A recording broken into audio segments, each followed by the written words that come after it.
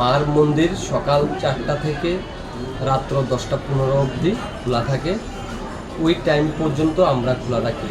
বিশেষ করে যে অমাবস্যা হয়, অমাবস্যা রাতে, যেমন আজকে মেন দেওয়ালি, এই দেওয়ালি মেলাতে 24 আওয়ার্স মার মন্দির খোলা থাকবে, মানে সারা রাত্র খোলা থাকবে। তার মধ্যে মার স্নানের টাইম আছে এবং মার যখন ভোগ লাগানো হয় ওই টাইমটা আছে। ওই টাইম 1 ঘন্টা আধা ঘন্টা অফ থাকে মন্দির, তারপরেই পুরো ওপেন থাকে।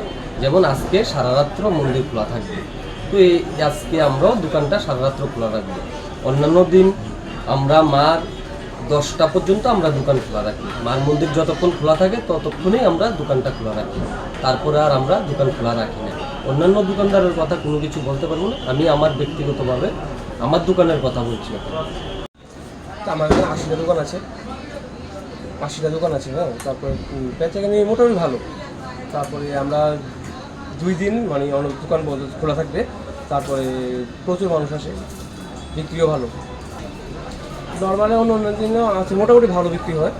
ওই কাস্টমার শুনে নির্ভর আর কি, মানুষ আসে নিয়ে বিক্রি করে মোটামুটি ভালো, চলে, সবারই চলে যায়। আশা তো করা যায় অন্যান্য বছর নাই, এবার হয়তো লোক আরও বেশি হতে পারে।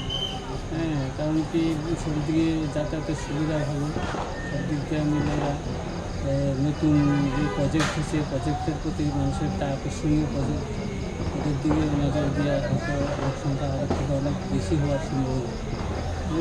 এমনিতে প্রধানমন্ত্রী আসার পর থেকে সমাগম আরও বেড়েছে, সেই একই ব্যাপারটা। আমার দোকানের নাম বিক্রেতার ভান্ডার, আর গাছের 2 নম্বর দোকান ঘাটে। আগে বাঁধলাম 70 এখন তো আমাদের যে জায়গা আছি এই জায়গা মানে বিভিন্ন বুঝতাম এখনকার অর্ধেক হয় না এখানে আমদানি। এখন ব্যবসায়িক দোকান সব ঘাট জায়গা, সব ঘাটে আর সব জায়গা। আর পরিস্থিতি এখানে খুবই খারাপ।